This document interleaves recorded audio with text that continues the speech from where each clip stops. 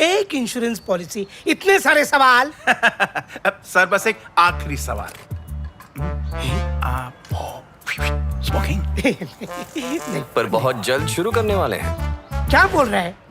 ये रहा आपका वायर, बहुत जल्द पिघलने वाला है। कनेक्शन क्या है? पिघलने के बाद धुआं ही धुआं, खतरनाक हैलोजन वाला। हो तो इंश्योरेंस की तरह पावर ऑफ 3 वाली वायर्स भी जरूरी है। Power of 3? वी-गार्ड एरिज़ो ई-बीम वायर्स। ये ओवरलोड से पिघलता नहीं, जलने पर जहरीले गैस नहीं छोड़ता और ये इको फ्रेंडली भी है। वी-गार्ड एरिज़ो ई-बीम वायर्स।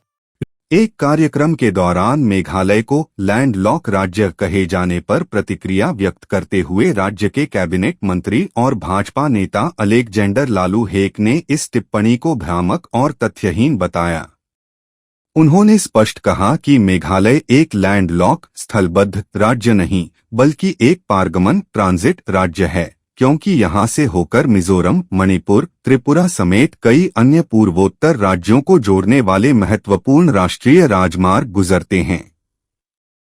हेक ने यह भी कहा कि इन सड़कों और राजमार्गों की उपयोगिता केवल मेघालय तक सीमित नहीं है, बल्कि ये राष्ट्र की सामूहिक संपत्ति हैं।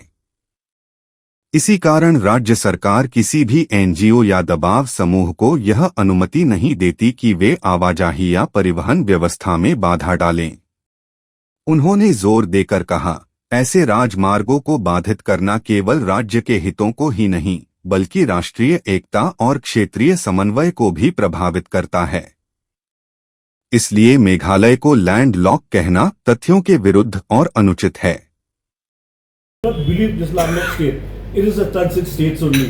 From here we can go to Silchar, we can go to Manipur, we can go to Nagaland, we can go to many other states. It is not the landlocked state. We have so many national highways.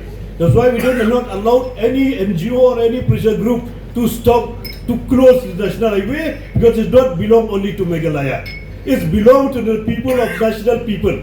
So national highway is a road for every citizen of our country today. So that's why we said that it's not a landlocked state, it is a transit state. Maybe you will agree or disagree with me, it is up to your individual opinions, but I'm saying you today, but it's not a landlocked state. From here we can go to many other states, not only in Northeast, even to the international, also from to Manipur we can go to Myanmar also. So this is not a landlocked state, but it is a transit state, and we have so many national highways, but we can pass through the national NHI of the state of Meghalaya, in the state of Meghalaya. So with this view, I will not take much of your time, and like to once again to thanks to each one of you present here today. I hope you will have a very